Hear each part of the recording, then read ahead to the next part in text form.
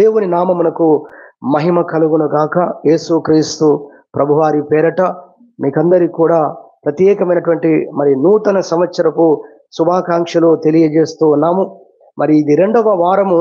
ఈ విధంగా ప్రభు సన్నిధిలో దేవుని యొక్క వాక్యమును మరి పంచుకోవటానికి ప్రభువు నాకు ఇచ్చిన సమయాన్ని బట్టి ఈ సంవత్సరము ఈ మొదటి వర్తమాన దినమున ప్రభువును నేను స్తుతిస్తూ ఉన్నాను, గణపరుస్తూ ఉన్నాను. దేవుని పరిశుద్ధ గ్రంథము నుండి యెషయా గ్రంథం 52వ అధ్యాయం 12వ వచనం నుండి ఒక వాక్య భాగాన్ని మనం నేర్చుకుందాం. ప్రభు సన్నిధిలో యెషయా గ్రంథము 52వ అధ్యాయాన్ని మనము చదువుకుందాం. 52వ అధ్యాయం యెషయా గ్రంథము 12వ వచనము. మీరు త్వరపడి బయలుదేరరు, పారిపోవు రీతిగా వెళ్ళరు, యెహోవా మీ ముందర నడుచును, ఇశ్రాయేలు దేవుడు మీ సైన్యపు వెనకటి భాగమును కావలి కాయును. ఇది మనము 2024లో 9వ నెలలో ఈ వాక్య భాగం మనం విన్నాం.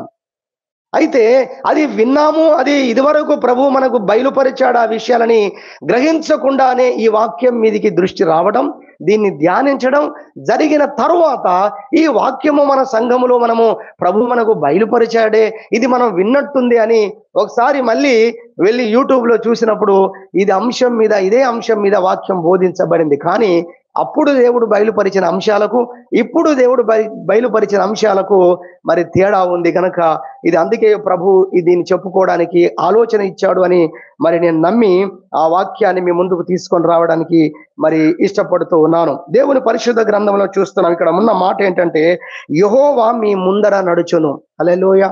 ఒక అద్భుతమైనటువంటి మాట మనం చూస్తున్నాం. దేవుడే మీ ముందర నడుచును. నూతన సంవత్సరంలో ప్రభువు తన వాక్యము ద్వారా మనల్ని విశ్వాసము వైపు నడిపిస్తూ ఆయనను బట్టి ఆనందించటానికి, ఆయనను బట్టి ధైర్యము తెచ్చుకొని ముందు కొనసాగటానికి ప్రభువు మనకు తెలియజేస్తున్న మాట, యెషయా ప్రవక్త గ్రంథములో నుండి చెబుతున్న మాట, ఇదిగో నేను మీకు ముందర నడవబోతున్నాను. దేవునికి మహిమ కలుగును గాక. హల్లెలూయా. ఈ సంవత్సరంలో అడుగు పెట్టాం, 3 రోజులు ఉపవాస ప్రార్థన చేశాం, నూతన సంవత్సరంలో మొదటి వారం అయిపోయింది, బలలో పాలు పొందాం. ఏ విధమైన ఆలోచనలతో కలిగి ఉన్నాం?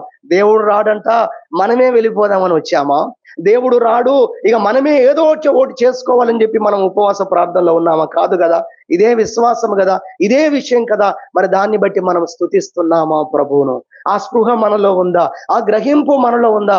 మళ్ళీ కొత్త సంవత్సరంలో పాత మనుషులంగా మనం ఉండొద్దు. హల్లెలూయా. పోయిన వారం చాలా మందికి ఈ స్టోరీ పంపించడం జరిగింది. ఏంటంటే, కొత్త సంవత్సరంలో పాత మనుషుల అని పంపించాను. కొత్త సంవత్సరంలో ఏంటది?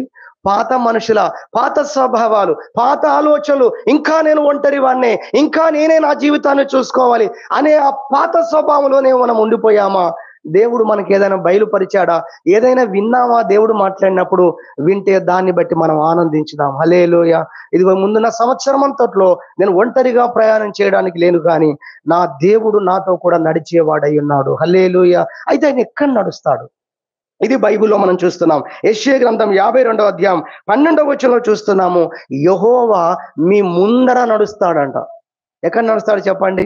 మనందరం మన మనసులో అనుకోవాలి, దేవుడు నాకు ముందుగా నడవబోతున్నాడు. చూడండి, చాలా మాటలు మనం పలుకుతాం, చాలా పాటలు, గొప్ప గొప్ప పాటలు మనం పాడతాం. మొన్న దైవజనుల మధ్యలో కొన్ని మాట్లాడుకుంటున్నప్పుడు స్టెఫెను వలె సాగేదా, కఠినులు రాళ్లతో హింసించిన కదా. నిజమే. పాటల్లో ఎంత గొప్పగా మనం ఉంటాం, జీవితంలో ఎక్కడున్నాం, గ్రహింపులో ఎక్కడున్నాం? నిజంగా దేవుడు నా ముందర నడుస్తాడు అన్నదాన్ని అసలు మనం విన్నామా? వింటే గ్రహించామా? గ్రహిస్తే దాన్ని నమ్మామా? హల్లెలూయా. ఆ నమ్మకం నీలో ఉంటే ఆ నమ్మకం యొక్క క్రియ కనబడాలి, ఆ విశ్వాసము యొక్క క్రియ కనబడాలి. నేను దేవుణ్ణి నమ్మినట్లయితే నేను దేవుని యందు ఆనందిస్తాను. హల్లెలూయా. దేవుని బట్టి ఆనందిస్తాను, దేవుణ్ణి నేను స్తుతించేవాడిగా నేను ఉంటాను. ఎందుకు? దాన్ని నేను నమ్మాను. యెహోషాపాతు దేవుని సన్నిధిలో ప్రార్థన చేసినప్పుడు ప్రభు అన్నాడు, మీరు యుద్ధం చేయాల్సిన పని లేదు, నేనే మీ పక్షంగా యుద్ధం చేస్తానన్నాడు. ఇప్పుడు ఆ మాట పొందుకున్నప్పుడు అతడు విశ్వాసంతో నింపబడ్డాడు, సంతోషంతో నింపబడ్డాడు. కాబట్టి పని చేశాడు. ఏం చేశాడండి? స్తుతించే బృందాన్ని మరి సైనికులకు ముందు పెట్టి యుద్ధము వాతావరణంలో శత్రువులను ఎదుర్కోవడానికి ఆయన స్తుతి బృందముతో మరి ముందుకు వెళ్ళినట్టుగా బైబిల్లో కనబడుతుంది. ఆరాధన కనబడుతుంది, స్తుతి అక్కడ కనబడుతుంది. దేవుని పట్ల నీకున్న విశ్వాసాన్ని నువ్వు ఎలా వ్యక్తపరచగలవు? బైబిల్లో ఒక అద్భుతమైన సబ్జెక్ట్ ఉంది. మీరు ప్రార్థన చేసినప్పుడు అడుగు వాటి నెలను పొంది ఉన్నామని నమ్ముడి. అని రాసింది. అడుగు వాటి నెలను మీరు అడిగినవన్నీ కూడా పొందామని నమ్మండి. ఈ మాటకు వస్తే అందరం నమ్ముతున్నాం అంటాం. అసలు నమ్మిన వారెవరు, అసలు నమ్మని వారెవరు? బైబిల్లో మనకు ఆ విషయాన్ని మనం తెలుసుకుంటే, ధ్యానిస్తే, ఒకటి నువ్వు పొంది ఉన్నామని నమ్ముడి అన్నాడు కదా. పొందిన వ్యక్తి ఏం చేస్తాడు చెప్పండి? నువ్వు ఒకటి కోరుకున్నావు, దేవుడు నీకు ఇచ్చాడు. ఆ రోజు ఏం చేస్తావు? నువ్వు దేవుణ్ణి స్తుతిస్తావు. హల్లెలూయా, ప్రభు ఇది నాకు ఇచ్చినందుకు స్తోత్రం. ఇప్పుడు మళ్ళీ వెనుకకు రండి. పొంది ఉన్నామని నమ్ముడి అన్నాడు. పొంది ఉన్నామని నమ్ముడి. నువ్వు పొందావనుకున్నప్పుడు నువ్వు చేయాల్సింది ఏంటి మరి? స్తుతించాలి. చూసారా?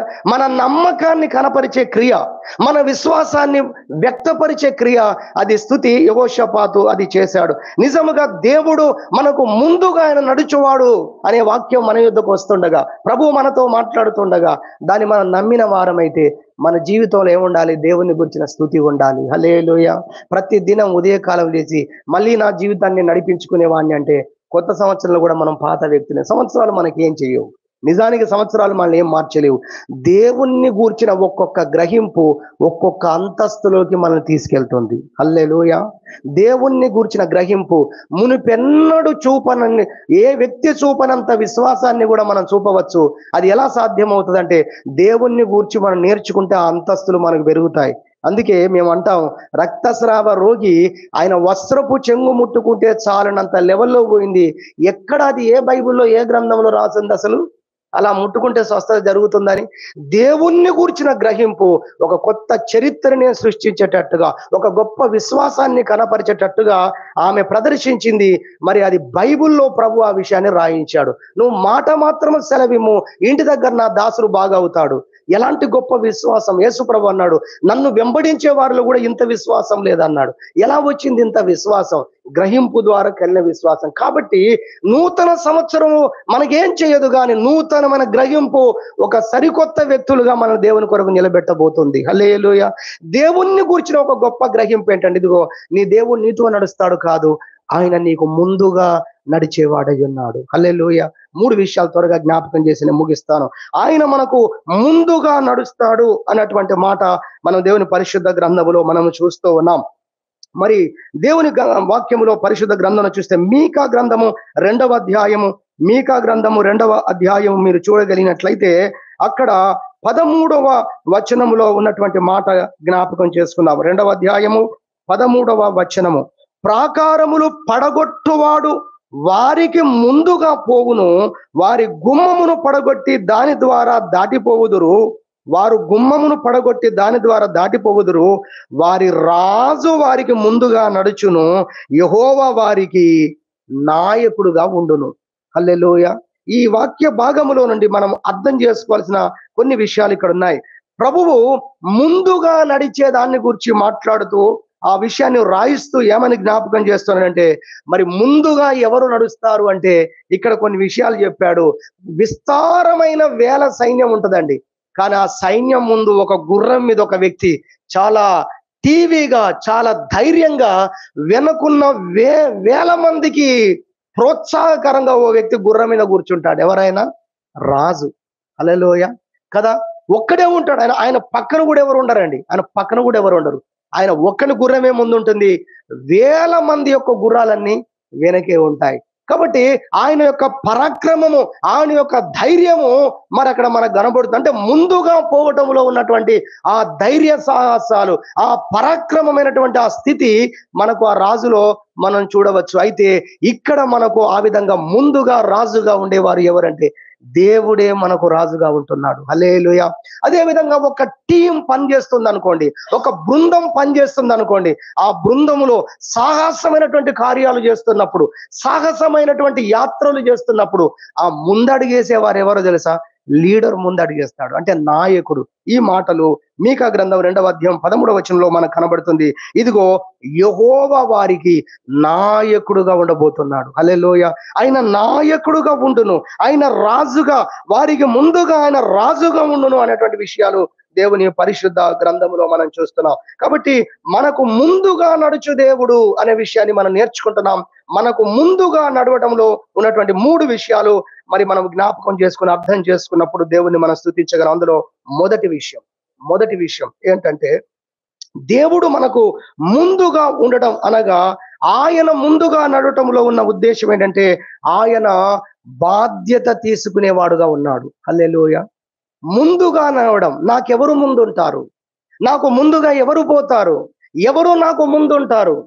ఎవరు నా విషయాలను చూసుకుంటారనే ఒక ప్రశ్నకు జవాబు ఇక్కడ మనకు దేవుని వాక్యం ద్వారా మనం తీసుకోవచ్చు. ఈ కోణంలో అదేంటంటే ఆయన బాధ్యత తీసుకునేవాడుగా ఉన్నాడు. హల్లెలూయా. నేను చోటుకి వెళ్తున్నాను, నేను ఓ వ్యక్తితో మాట్లాడబోతున్నాను, నేను ఓ పని చేయబోతున్నాను. అయితే దానికి నాకు సహాయం చేసేవారెవరు? దానికి నాకు సహాయం చేసేవారెవరు?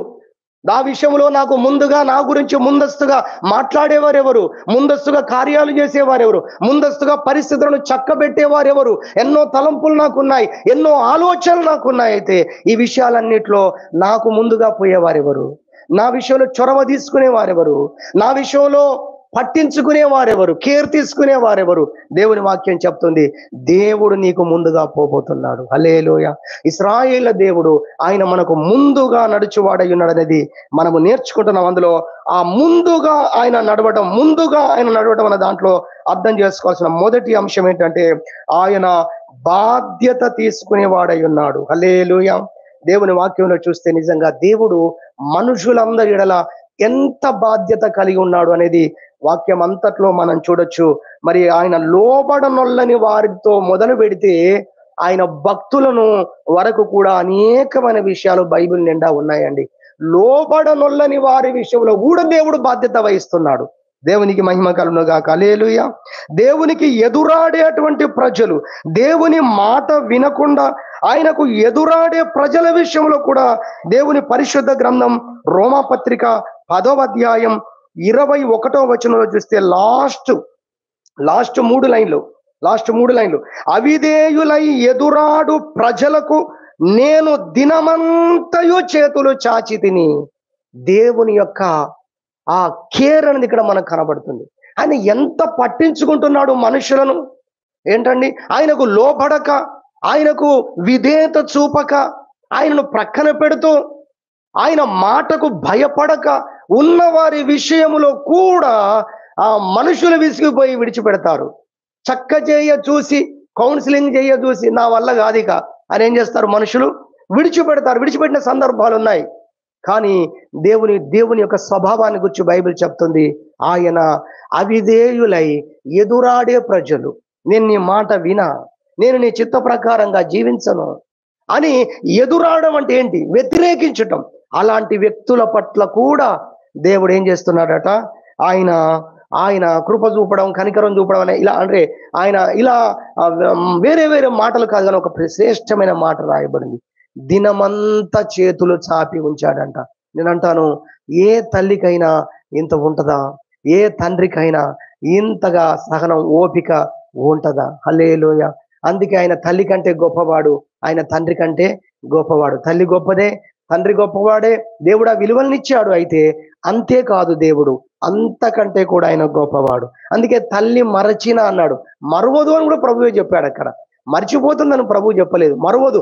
ఒకవేళ కోటికొక్కరు మరిచినా, ఒకవేళ మరిచే పరిస్థితులు వారికైనా ఉంటాయి, కానీ నాకుండదు అని చెప్పాడు. దేవునికి మహిమ కలుగును గాక. మొదటి అంశంగా మనం నేర్చుకుంటున్నాం, ఆయన మనకు ముందుగా నడుచువాడు అనగా ఆయన మన జీవితంలో బాధ్యత తీసుకునేవాడై ఉన్నాడు. హల్లెలూయా. ఇది మీరందరూ వినడం మాత్రమే కాదు, ఇది మనందరం గ్రహించాలి, ఇది మనందరం నమ్మాలి. ఏం చేయాలి? వినాలి, గ్రహించాలి. మూడో మాట, నమ్మాలి. నమ్మేంత వరకు, విశ్వసించేంత వరకు దీన్ని మనం ఇప్పుడు ఈ వాక్యం చెప్పడంతోనే అయిపోలేదు. ఇప్పుడు మొత్తం నేను చెప్పేస్తానని కూడా కాదు. మీరు దీని గురించి ధ్యానించాలి, దీన్ని అర్థం చేసుకోవాలి, దీన్ని గ్రహించాలి, దీన్ని నమ్మాలి.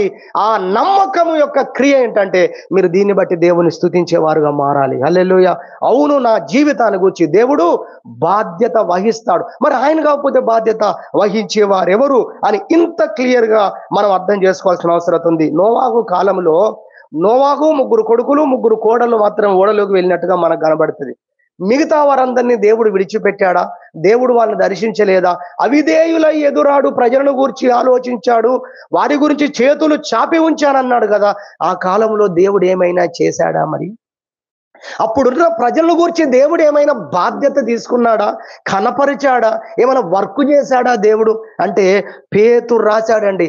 ఆది కాండం ప్రారంభ కాండంలో ఉన్న విషయాన్ని గూర్చి ఆ దినాల్లో ఏం జరిగిందో పేతురుకు దేవుడు బయలుపరిస్తే ఏంటంటే కొన్ని వేల సంవత్సరాల తర్వాత ఆది కాండమునకు మనము చూసినట్లయితే, మరి కొత్త నిబంధన కాలానికి మనం చూసినట్లయితే కొన్ని వేల సంవత్సరాల కాలాన్ని మనం చూడవచ్చు కదా. మరి అలాంటి ఆ విషయాలను పేతురు రాస్తూ ఏమని చెప్పాడో బైబిల్లో మనం చూస్తే, మొదటి పేతురు పత్రిక 3వ అధ్యాయం 19వ వచనం రాసింది, నోవాహు కాలములో దేవుడు ఆత్మస్వరూపిగా వెళ్ళి అప్పుడున్న జనాలకు ప్రకటించాడంట. విన్నారా ఈ మాట? హల్లెలూయా! ఎంత గొప్ప దేవుడు అండి! ఇంత బాధ్యత ఎక్కడ కనబడుతుందా మనకు? ఆ దినాల్లో తన పిల్లలు 3 కొడుకులు, నోవాహు యొక్క 3 పిల్లలు, 3 కోడళ్ళు, నోవాహు భార్య కదా, 8 మంది. ఈ 8 మంది ఉంటే చాలు, ఇక వీరితో వీరితో నేను క్లోజ్ అయిపోతాను, వీరిని లోపలి పంపించేసి సమస్తాన్ని నాశనం చేస్తానని ఆయన అనుకున్నది ఎప్పుడంటే ఆయన వర్క్ చేసిన తర్వాత. ఆయన బాధ్యత ఉంది ప్రతి మనిషి పట్ల. పేతురు రాస్తున్నాడు ఆ విషయాన్ని. దీర్ఘశాంతముతో దేవుడు సహించిన దినాలను జ్ఞాపకం చేస్తూ అంటున్నాడు. ఆయన ఆ రోజు కూడా ఖాళీగా లేడు. ఆయన ఆ రోజు కూడా కృప చూపక మానలేడు. ఆయన ఆ రోజు కూడా బాధ్యత చూపకుండా లేడు. ఆ రోజు ఆయన ఆత్మస్వరూపిగా వెళ్ళి, నోవాహు చెప్పింది నిజము కాదా? ఆయన క్రియను చూడండి. ఎవరైనా ఈ విధంగా చేస్తారా? అసలు నిజంగా నేను ప్రత్యక్షం కాకపోతే ఇంత ఒక్క రోజులో కట్టలేదండి నోవాహు కూడా. ఒక్క రోజులో కట్టలేదు, కొన్ని సంవత్సరాలు కట్టాడు ఆయన. చెప్పాలంటే పొద్దున్న లేస్తే నోవాహు పని ఏంటంటే ఆహారం సమకూర్చుకునే పని కొంచెం, కానీ ఆయన దినమంతా చేసే పని ఓడగట్టడమే. తన జీవిత కాలాన్ని వెచ్చించాడు, సంవత్సరాలను వెచ్చించి ఆ పని చేస్తున్నప్పుడు ఇలా అనేక విషయాలు ఎత్తిపట్టి వాళ్ళ జీవిత లోపాలను చూపించి, ఇలా మీరు జీవిస్తుండగా, సమాజం ఇలా ఉండగా, దేశం ఇలా ఉండగా, నేను దేశంలో నాశనం చేయనని మీరు ఎలా అనుకుంటున్నారు, ఎన్ని విషయాలు మాట్లాడాడు ఆ రోజు దేవుడు వారితో. హల్లెలూయా!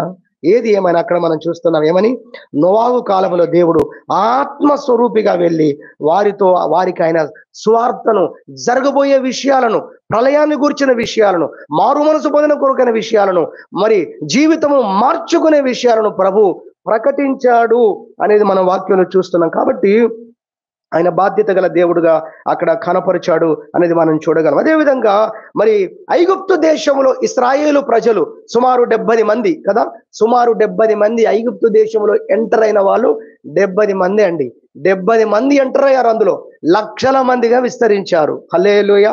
అయితే వారు ఎంటర్ కాకముందు ఉన్న పరిస్థితి ఏంటంటే, ప్రపంచం మొత్తము కూడా కరోనా వచ్చినట్టు కరువు వచ్చింది ఆ రోజు. ఎంత కరువు అంటే ఎక్కడ ఆహారము లేదు.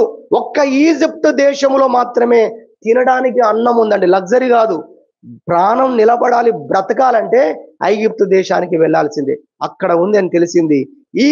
మరి ఆ కాలములో మరి ఇశ్రాయేలీయులు వారి యొక్క పిల్లలను పంపించడాన్ని మనం చూస్తాం. వారు వెళ్ళినట్టుగా మనం చూస్తాం. అక్కడ యోసేపు ఉన్న విషయాన్ని మనం చూస్తాం. దాని గురించి దేవుడు బైబిల్లో మాట్లాడుతూ అంటాడు. ఆది కాండం 45వ అధ్యాయము 5-7 వచనాలు మీరు చూసినట్లయితే దేవుని యొక్క పరిశుద్ధ గ్రంథంలో దేవుడు వారిని పోషించటానికి, వారిని కాపాడడానికి ముందుగా యోసేపును పంపించాడంట. హల్లెలూయా!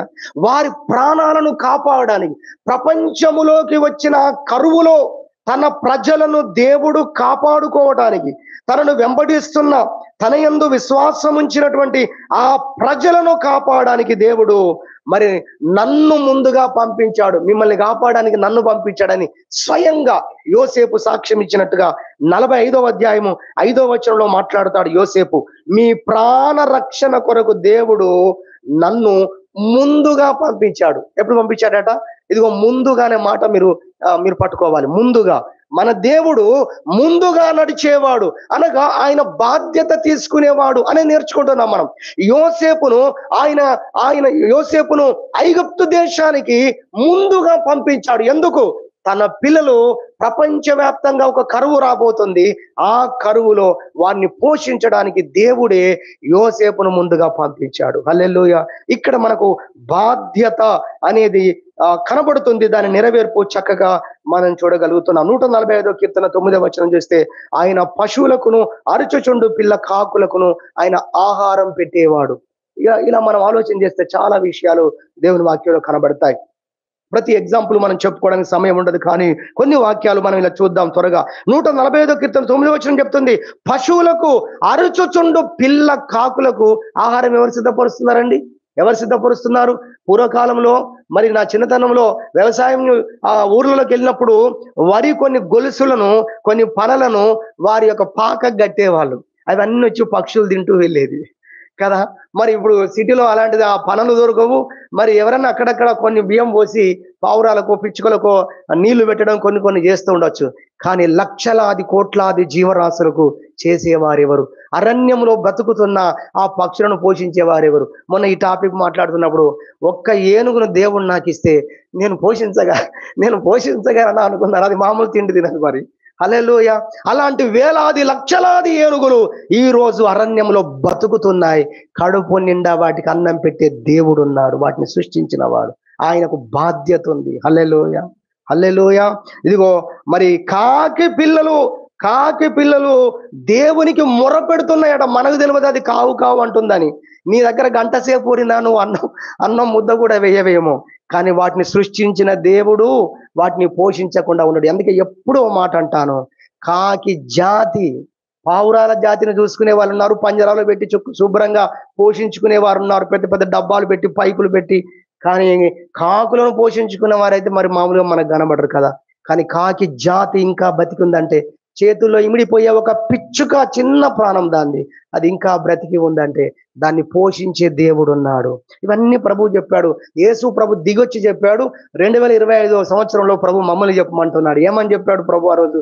పిచ్చుకల కంటే మీరు శ్రేష్ఠులు. యేసు ప్రభు చెప్పిన మాట. వాటిని పోషిస్తున్నాడు. వాటికి గరిసె లేదు, వాటికి ఏది కొట్టు లేదు, ఏది లేదు, ధాన్యం వాటికి నిలువలు లేవు. వాటిని మీ పరలోకపు తండ్రి పోషిస్తున్నాడు కదని యేసు ప్రభు భూమి మీద అడుగుపెట్టి ఈ సబ్జెక్టు చెప్పాడు. మర్చిపోవద్దు. హల్లెలూయా. కారణం ఏంటంటే ప్రజలు ఈ రోజు మమ్మల్ని పట్టించుకునేవారు లేరు, మా విషయంలో చొరవ తీసుకునేవారు లేరు. నేను అంటున్నాను, దేవుడు చొరవ తీసుకుంటే, ఒకవేళ ఎవరు చొరవ తీసుకోవాల్సిన అవసరం లేదేమో, ఎవరైనా అవసరం ఉంటే వాళ్ళని కూడా దేవుడే సెటిల్ చేస్తాడు, సిద్ధపరుస్తాడు. దేవుని మహిమ కలుగును గాక. హల్లెలూయా. మనిషి సహాయం నీకు అవసరమైతే ఆ మనిషిని కూడా సిద్ధపరిచేవాడు దేవుడే. కాబట్టి దేవుడి సహాయం లేకుండా ఎంతమంది మనుషులు ఉన్నా ఒట్టిదే. దేవుడు సహాయం చేయకపోతే, ఒక కరువులో ఉన్నప్పుడు ఓ స్త్రీ కేకలేసి అంటది, ప్రాకారం మీద రాజు నడుచుకుంటూ పోతుంటే కింద ఉండి చూసి, రాజా కరువులో చచ్చిపోతున్నాం, సహాయం చేయమంట. రాజు ఏమంటాడు తెలుసా? యెహోవా సహాయం చేయండి, నేను ఎక్కడి నుంచి సహాయం చేయాలి, అందరం చచ్చిపోతున్నాం కరువులో. రాజు కూడా ఏమీ చేయలేడు. జ్ఞాపకం చేసుకుందాం, ఇశ్రాయేలును కాపాడడానికి దేవుడు యోసేపును ముందుగా పంపించాడు. ఆ విధంగా తన బాధ్యతను చూపించాడు. మరి ఎదురాడే ప్రజల విషయం ఆయనకు బాధ్యత ఉంది. నోవాహు కాలంలో అప్పటి ప్రజల గురించి ఆయనకు బాధ్యత ఉంది. అరుచుచుండు పిల్లకాకుల విషయంలో దేవునికి బాధ్యత ఉంది. ఆయన భూమి కొరకు వర్షాన్ని సిద్ధపరుస్తారట. భూమి ఎండిపోయి నెరలు విడిచి మొత్తం దాంట్లో ఉన్న సారము చచ్చిపోతున్నప్పుడు తాగడానికే నీళ్ళు లేవు, భూమిని తడిపే వాళ్ళు ఎవరండి అసలు?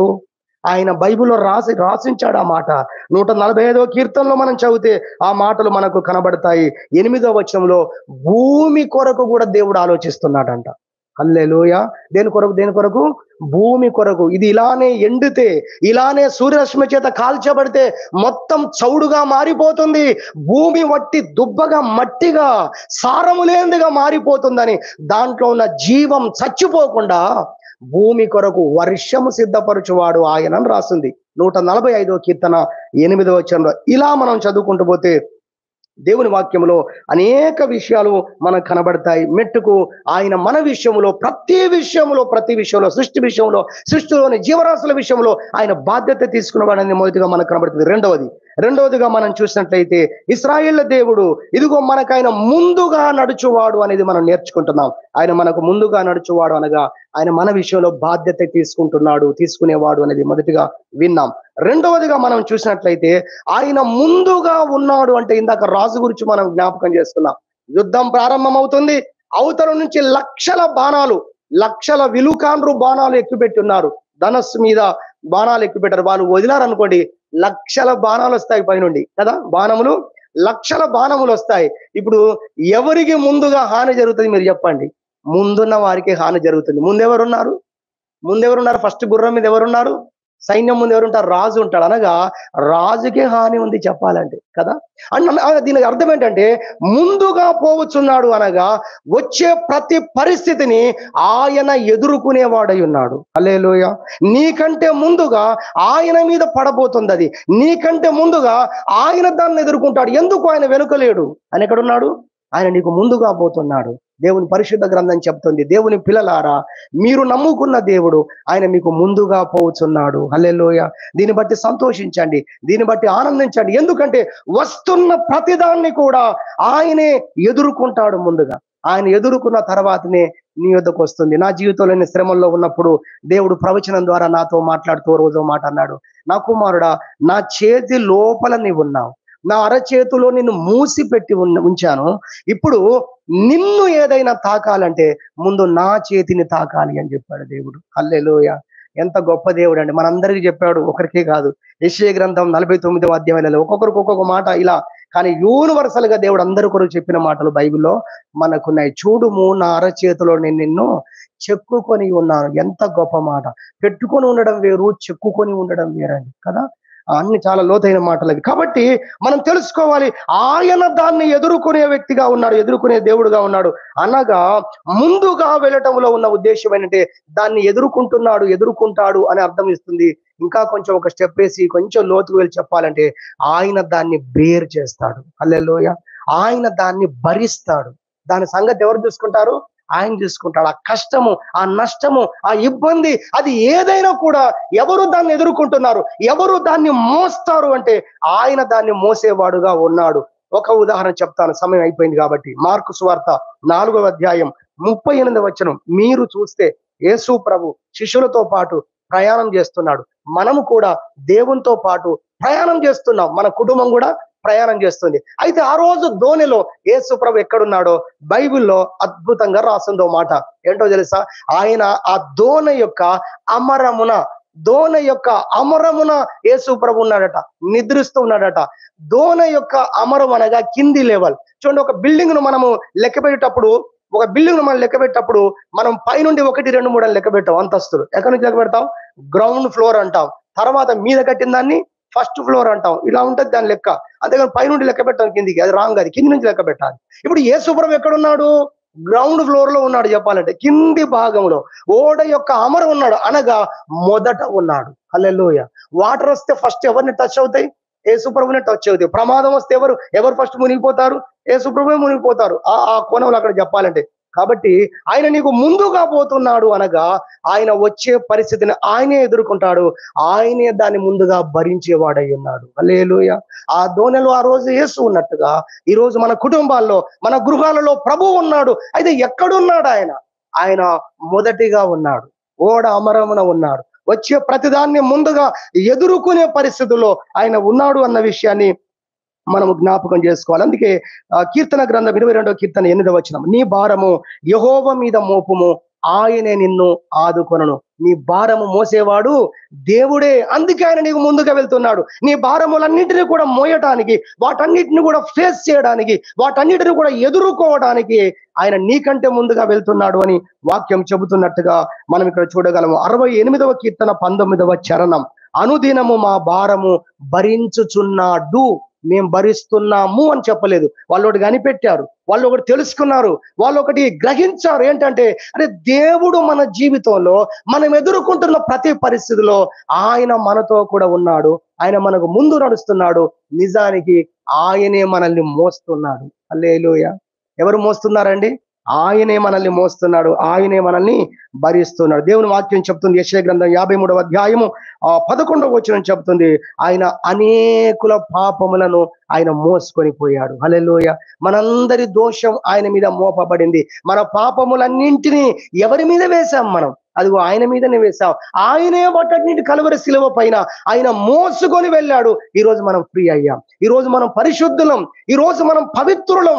నిజానికి మనం పరిశుద్ధులం కాదు, పవిత్రులం కాదు. అయితే మన భారములన్నీ, మన పాపములన్నీ ఆయన మోసుకొని పోయాడు అని దేవుని యొక్క పరిశుద్ధ గ్రంథము చెప్పినట్టుగా దేవుని వాక్యంలో చూస్తాం. మరి నిర్గమ కాండంలో, ద్వితీయోపదేశ కాండంలో చూస్తే 8వ అధ్యాయము 2వ వచనం కనుక మీరు చూడగలిగితే, నెహెమ్యా గ్రంథం 9వ అధ్యాయం 21 మీరు చూడగలిగితే 2 వాక్యాల్లో ఉన్న సందర్భం అంటే తెలుసా? యేసు ప్రభు లేదా యెహోవా దేవుడు అంటాడు, అరణ్యములో 40 సంవత్సరాలు నేను మిమ్మల్ని పోషించాను అన్నాడు. హల్లెలూయా. ఆ కుటుంబ బరువు ఎంత పెద్ద కుటుంబం అండి? ఎంత పెద్ద కుటుంబం అది? లక్షల కుటుంబం, సుమారు 30 లక్షల మంది. 30 లక్షల మందిని ఆయన పోషించాడు. ఆయన వారిని కాపాడాడు. ఆయన అంటాడు, మీ అరణ్యములో మీ వస్త్రాలు పాతగిలలేదు అన్నాడు. హల్లెలూయా. మీ వస్త్రాలు పాతవైపోలేదు. దాన్ని అద్భుతంగా ఆత్మీయ కోణంలో చెప్పాలంటే అసలు వాళ్ళ వస్త్రాలకు చెరుగుడు పడలేదంట, కుట్లుడిపోలేదంట, వాళ్ళ వస్త్రాలు చీకిపోలేదంట. హల్లెలూయా. ఎప్పటికీ కొత్త బట్టలు లాగానే ఉన్నాయి. ఓ దైవజనుడు అన్న, ఎలా ఉంటాయి అలా? అసలు ఇది ప్రాక్టికల్ గా సాధ్యమేనా అంటే అసలు వాళ్ళకు చెమటే రాలేదన్నాడు. వాళ్ళు తినే ఆహారం ఏంటో తెలుసా? వాళ్ళు మన్నా తిన్నారన్నాడు. అందుకే వాళ్ళకు చెమట వచ్చినా కూడా అది ఈ వస్త్రాలు పాడు చేయదన్నాడు. ఇట్లాంటి కోణాలు కూడా ఉన్నాయి. మనకు తెలియని ఎన్నో కోణాలు ఉన్నాయి. స్తోత్రం చెప్పుదామా? హల్లెలూయా. ఏది ఏమైనా వారు వస్త్రాల కొరకు ఎదురు చూసే పరిస్థితి లేనే లేదు. వారి కాలు వాయలేదు. ఇది పర్ఫెక్ట్ గా మనం అర్థం చేసుకోవచ్చు. పర్ఫెక్ట్ గా అర్థం చేసుకోవచ్చు. వారి కాలు వాయలేదు. మోకాళ్ళ నొప్పులు, మోకాళ్ళ మార్పిడి ఏమి ఒక్కరికి కూడా జరగలేదు. 40 years దేవుడు అంటున్నాడు, నేను మిమ్మల్ని ఆ రోజు అరణ్యములో మిమ్మల్ని భరించిన వాడని నేను, మిమ్మల్ని నడిపించిన వాడని నేను. హల్లెలూయా. ఆ విషయాన్ని దేవుని యొక్క వాక్యములో మనం చూడగలుగుతున్నాం. కాబట్టి ఆయన మనల్ని భరించుట అనేది రెండవదిగా జ్ఞాపకం చేసుకుంటున్నాం. ఆయనే మనల్ని భరించిన వాడుగా ఉన్నాడు. మన జీవితంలో వచ్చే ప్రతి పరిస్థితిని ఆయన దాన్ని ఎదుర్కొన్న వాడుగా ఉన్నాడు అన్న విషయాన్ని దేవుని యొక్క వాక్యము ద్వారా మనం తెలుసుకుంటున్నాం. నిజమే, మన జీవితంలో కొన్ని పరిస్థితులు మనం ఎదుర్కొలేనప్పుడు ఒక్కటే ముక్క అంటాం, ఏంటో తెలుసా? యెహోవా ఈరే. హల్లెలూయా. నిజానికి మనం బేరు చేయలేని, మనం తట్టుకోలేని కొన్ని పరిస్థితులు వచ్చినప్పుడు మనం ఏం చేస్తున్నాం? ఈ పదం వాడేస్తాం. ఏంటండి? కానీ నువ్వు వాడినా వాడకపోయినా నా జీవితంలో, మన జీవితంలో ప్రతిదాన్ని మోసుకుంటూ వస్తున్నవాడు ఆయన. బాధ్యత కలిగిన దేవుడుగా ఓ వైపు ఉన్నాడు, మన బరువులను మోసే దేవుడుగా ఓ వైపు ఆయనే ఉన్నాడు. నువ్వు అలిగినా కూడా నిన్ను వాక్యం చేత మళ్ళీ బలపరిచేది కూడా ఆయనే. పెద్ద పెద్ద మాటలు మాట్లాడతాం కానీ కొన్ని సందర్భాల్లో అందరికీ చెప్పిన మనం వెళ్ళి మూలకు కూర్చుంటాం కొన్నిసార్లు. అలాంటప్పుడు కూడా మళ్ళీ మనల్ని రిపేర్ చేసేవాడు ఎవరు? మరి అందరినీ రిపేర్ చేసేవాడు ఇప్పుడు రిపేర్కి వచ్చాడట. ఇప్పుడు వారిని ఎవరు రిపేర్ చేయాలి? అది ఆయన దిగి రావాలి. హల్లెలూయా. నిన్ను కూడా భరిస్తున్నాడు, నన్ను భరిస్తున్నాడు, ఈ భూమిని ఆయన భరించుచున్నాడు. కాబట్టి ఆయన భరించే దేవుడుగా ఉన్నాడు. కొడుకు అడుగుతున్నాడు అబ్రాహామును, డాడీ అన్ని ఉన్నాయి కానీ గొర్రె పిల్ల లేదంటే ఏం చెప్పాడు? అదే మాట చెప్పాడు, యెహోవా దాన్ని చూసుకుంటాడు. దాని సంగతి ఆయన పోషకుడుగా ఉన్నాడు, ఆయన తండ్రిగా ఉన్నాడు, ఆయన నాయకుడుగా ఉన్నాడు, ఆయన చూసుకుంటాడు బిడ్డ అని చెప్పినట్టుగా దేవుని వాక్యంలో మనం చూడగలిగి. రెండో విషయం, మూడోగానే ముగిస్తున్నాను ఒక్క మాట చెప్పి. నిర్గమకాండం 13:21 చూస్తే, ఆ రోజు ఇశ్రాయేలు ప్రయాణం చేస్తున్నప్పుడు దేవుడు వారికి ముందుగా నడిచాడట. ఎలా నడిచాడో తెలుసా? పగలు మేఘ స్తంభములోను, రాత్రి అగ్ని స్తంభములో ఉండి వారికి ముందుగా నడిచాడంట. అక్కడ రాయబడుతున్న మాట ఏంటంటే, ఆ యొక్క మేఘములో ఉండి, ఆ రాత్రి అగ్ని స్తంభముగా ఉండి వారికి వెలుగిస్తూ వారిని నడిపించాడట. హల్లెలూయా. అనగా వారికి వెలుగునిచ్చాడు. ఆ మేఘము కదిలినప్పుడు వీళ్ళు కదలాలి. ఇది చాలా గొప్ప సబ్జెక్ట్ అండి. ఆ రోజు ఇశ్రాయేలుకు సూచన ఏంటి అంటే, గ్రీన్ సిగ్నల్ ఏంటంటే మేఘం కదిలిందా, టిఫిన్ ఉడుకుతూ ఉన్న దాన్ని అంత మూట కట్టుకోవాలి. అర్థమైందా? డేక్షలోకి వెళ్ళి తీసి తోసేయాలి బ్యాగులో. అంత సిద్ధపడుతూ ఉన్నారండి. అదొక గొప్ప సబ్జెక్ట్ అది. హల్లెలూయా. మరి అందరూ అదే టైంలో ఉండరు కదా. కొంతమంది తినేసి ఉంటారు, కొంతమంది తింటూ ఉంటారు, కొంతమంది అయినా ఉంటారు కదా పరిస్థితుల్లో. ఏది ఏమైనా మేఘము కదిలితే చాలు అప్పుడు వీళ్ళు స్టార్ట్ అయ్యేవాళ్ళు. మేఘము ఎన్ని రోజులు ఉంటే అక్కడే అన్ని రోజులు ఉండాలి, ఇష్టం ఉన్నా ఇష్టం లేకపోయినా. మేఘములో ఉండి వారిని దేవుడు నడిపించాడు. సరే, అక్కడ మనం చూస్తే ఆ సందర్భంలో వెలిగిచ్చింది మేఘము రాత్రి అనేది కనబడుతుంది. మేఘము వారిని నడిపించినట్టుగా కనబడుతుంది. కాబట్టి ఇందులో నుండి మరి జ్ఞాపకం చేయాలనుకున్న మాట ఏంటంటే, ఆయన వారికి ప్రతిదీ ఆయన వారికి బయలుపరిచే దేవుడుగా ఉన్నాడు. హల్లెలూయా. వెలుగునిచ్చింది వెలుగు అనగా అక్కడ దారికి కావలసింది వెలుగే. ఆ చీకట్లో, ఆ అరణ్యంలో వారు ఏ పని చేసుకోవాలన్నా వారికి ఏం కావాలి? వెలుగు కావాలి. దేవుడు ఆ రోజు అగ్ని స్తంభముగా ఉండి వారికి వెలిగిచ్చాడు, వారి త్రోవలో వారికి వెలిగిచ్చాడు అని బైబిల్ చెబుతుంది. అనగా వారికి మార్గము చూపాడు. హల్లెలూయా. మార్గము చూపడం అనగా బయలుపరుచుట. నీవు ఎలా నడవాలో నీకు తెలియదు కొన్నిసార్లు, ఎలా జీవించాలో తెలియదు కొన్నిసార్లు, ఏ నిర్ణయం తీసుకోవాలో తెలియదు కొన్నిసార్లు. దానికి కూడా ఆయనే బయలుపరిచే దేవుడుగా ఉండబోతున్నాడు. హల్లెలూయా.